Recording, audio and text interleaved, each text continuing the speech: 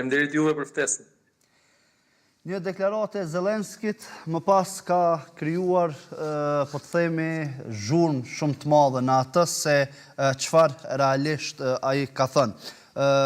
Mund të lexohet kjo si diçka e tillë ku Ukraina heq dorë nga ambicia e saj për antarësimin në NATO si kompromis ndoshta i dhëmshëm për gjetë paqen e saj?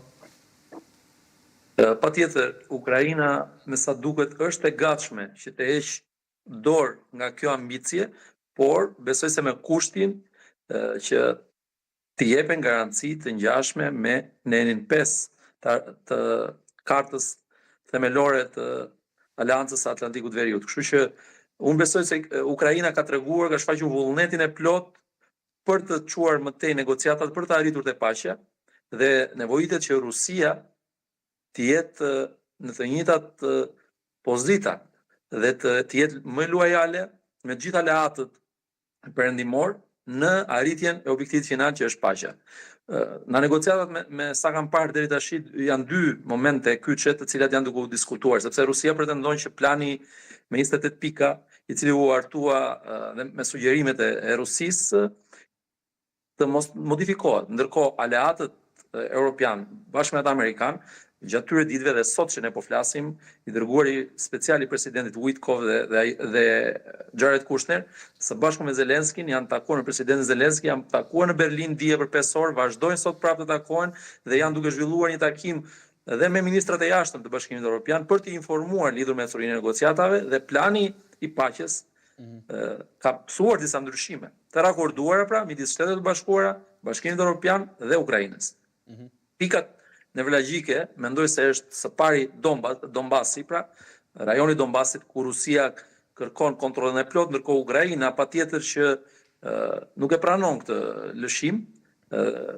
Pra është një moment kyç dhe është duke u negociuar se si do zgjidhet çështja e rajonit të Donbasit dhe patjetër që ka akoma punë për të bërë dhe aleatët perëndimore kanë shprehur qartësisht dhe është e padiskutueshme që është vetëm Ukraina e cila vendos për kufijtë e saj. Dhe kërkesa e Rusisë për të ndryshuar kufijtë e Evropës me forcë është jashtëzakonisht e rrezikshme për të ardhmen e Evropës. Sepse të jemi të qartë që Vladimir Putin, nëse merr si rezultat i kësaj lufte, merr territore të reja në mënyrë të padrejtë, ai nuk ka për të ndalur aty. Dhe kjo është një mësim që historia na e ka treguar gjithmonë me diktatorët. Mund të friksohen shtetet europiane apo jo, Beqiri? Si? Mund. Këtu më pas qëndron edhe tërë tensioni dhe ethet e europianëve, po besoj. Pikërisht. Pikërisht sepse nuk mundet që të vendosim sot me forcë kufijtë e Evropës. Nuk është kjo rruga e dur dhe nuk na çon kjo te paqja e drejtë dhe e qëndrueshme. Sepse nëse merr Donbasin, të jeni të sigurt dhe të jeni të bindur që Rusia nuk do ndalet aty dhe do kërkojë të shkojë më përtej. Dhe do e ketë më të lehtë pastaj për ta realizuar objektivat. Nuk po them një herë, por pa kohësh, ndoshta muaj apo vite më pas. Dhe Evropa nuk do jetë e sigurt. Momentin se e pash lajmin zotri Beqirit, teksa po përgatitesha për temën cilën do e diskutojmë sot, më pas edhe u lumtova dhe për të parë nëse deklarata që e tha Zelenski, por i rikthehemi edhe një herë ambicjes Ukrainës që ka qenë gjithmonë për qenë pjesë e NATO, se më pas që kishme qenë një garanci padyshim për të. Me atë sa arrita të shoh dhe të verifikoj, nuk e di nëse është 100% e saktë, është se Ukraina e ka të përfshirë këtë edhe në kushtetutën e saj, pra antarësimin në NATO. Dhe si është kjo deklarat më pas? Bie ndesh me kushtetutën? Vullnetin e popullit Ukrainës nuk mund ta modifikojë askush dhe ambicjet dhe ju shikoni dhe keni parasysh çka ka ndodhur pas luftës në Ukrainë. Ne kemi pasur vendet e tjera siç është Suedia apo Finlanda që u antarësuan në mënyrë të përshpejtuar në aleancë pikërisht për të mbrojtur nga një sulm i mundshëm i Rusisë. Kështu që absolutisht që Ukraina kërkon garanci të qarta dhe duhet të jenë të mirë formuluara dhe duhet garanci konkrete me trupa, me kapacitete ushtarake të cilat i garantojnë Ukrainës lirinë e saj dhe pavarësinë dhe integritetin territorial. Kështu që në qoftë se Ukrainës do t'i jepen garanci të ngjashme me Nenin 5, këto të sankcionuara dhe nga pikpamja ligjore juridiko ndërkombëtare, pra marrëdhënie ndërkombëtare, nga parlamentet përkatëse, me ratifikim të marrëveshjes nga të gjithë aleatët dhe shtetet përkatëse që do ta nënshkruajnë, unë besoj se është një hap përpara dhe patjetër aleanca është aty dhe vendet anëtare të aleancës do ta nënshkruajnë pikërisht këtë marrëveshje dhe nga pikpamja de facto domethënë unë e gjykoj se është e njëjta gjë si jesh antar i NATO-s nëse arrihet në një marrëveshje të tillë. Pavarësisht se faktikisht nuk do jetë në NATO, por gjykoj se a e zaventësojnë realisht këto garanci ndoshta si mbrojtjen që ofron aleanca? Patjetër nëse formulohen si duhen, patjetër që mund ta bëjnë dhe unë shikoj edhe tu vullnetin e mirë të Ukrainës dhe kjo është vlerësuar dhe kjo pikë është vlerësuar edhe nga Rusia, që thotë është gur qendror, gur themeli, pra mos antarësimi i Ukrainës në NATO është gur themeli në negociatat, në arritjen e paqes. Kjo është një gjë pozitive mendoj. Po do të kemi parasysh një gjë. A dërgon perëndimi ndjes, sepse për shkak të vonesës që ka zëri, më pas nuk po e di nëse po e përfundon ose për këtë arsye dhe po ndërpres shpesh gjatë kohës apo jeto duke folë. A dërgon në rast se arrihet një gjë e tillë, një sinjal tek rusët se një sinjal dobësie kam fjalën të perëndimit tek rusët më pas në rast se arrihet një marrëveshje e tillë? Shiko, unë mendoj se sinjal dobësimi do tregoj perëndimin në qoftë se pranon ndryshimin e kufive me forcë, marrjen e kufive me forcë nga Rusia. Pra dhunën, pranimin e dhunës sot në epokën që po jetojmë, nëse kjo është shumë e rrezikshme. Sa i takon garancive, unë mendoj se ajo është një gjë që e arritshme dhe mund të kënaqen të dy palët në negociata. Ukraina patjetër ka nevojë për një ushtri të fortë, ka nevojë për mbrojtje nga aleatët, përballë një përbindjeshi, siç po shikojmë ne, historia na tregon diçka, domethënë, që nga Termopilet deri te lufta e Vietnamit nuk ka qenë gjithmonë domethënë Golia që ka fituar ndaj Davidit. Pra Davidi e ka mundur Golin dhe këtë na i ka treguar historia. Dhe këtë po na i tregon dhe aktualisht Ukraina, që ka rezistuar në mënyrë të jashtëzakonshme. Rusia aktualisht që po flasim ka dështuar ekonomikisht dhe ushtarakisht në këtë luftë. Dhe patjetër që po kërkon një rrugëzidhje. Ka ngecur në këtë batak dhe po kërkon të dalë tani.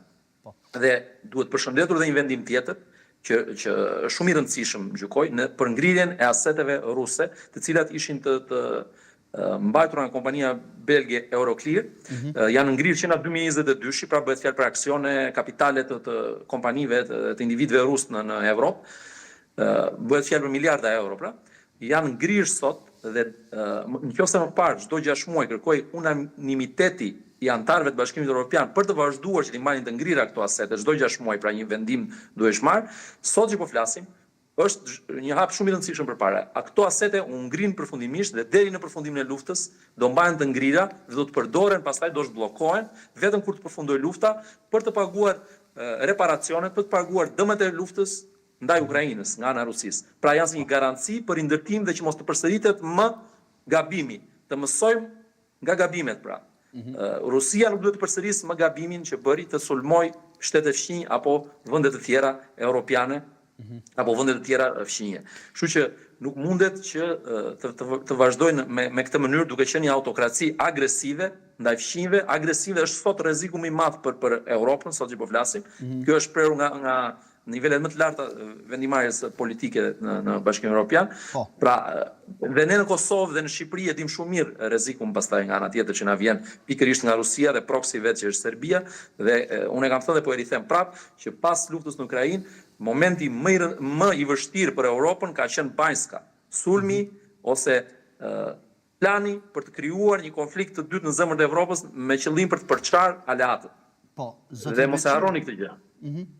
Zotri Beqiri, më pas, me qënë se po e përmend edhe asaj se çfarë rreziku që i ekspozohemi më pas edhe ne si shtete ballkanike këtu, më lejo ta lexoj shkurtimisht 2 paragraf të një artikulli të prestigjozës The Telegraph. Një gjenerat e re e nacionalistëve serb po përgatiten për një luftë në Bosnë, zbulon mediumi britanik, siç e thashë më herët.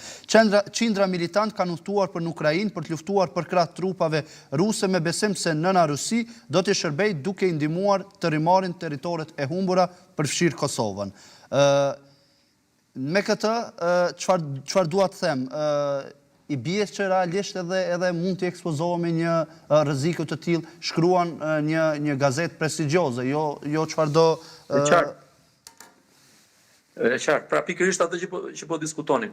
Pra, ne sot jemi në një luftë hibride. Kemi qenë dhe vazhdojmë të jemi, e cila është transformuar dhe është bërë më agresive në muajt që ne kemi parë para prak, domethënë sulme nga ose provokime nga më të ndryshmet që vinë çdo ditë në shtetet europiane, pra jo vetëm në Ballkan, por kemi parë në gjithë Evropën, kemi parë dronë që fluturojnë në hapësirat ajrore dhe çrregullojnë trafikun ajror, kemi parë pezullimet aeroporteve europiane gjithandej, kemi parë monitorim, mundohen që me dronë të provokojnë dhe në Francë para pak ditësh kishim në një bazë të ndeceve bërthamore kishim dronët sërish.